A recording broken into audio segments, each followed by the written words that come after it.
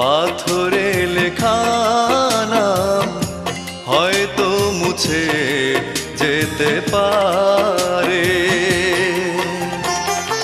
মুছবে না কোনো দিন হৃদয়ে লেখা নাম। ভালোবাসি আমি যারে, পাথরে লেখা নাম হয়তো মুছে যেতে পারে।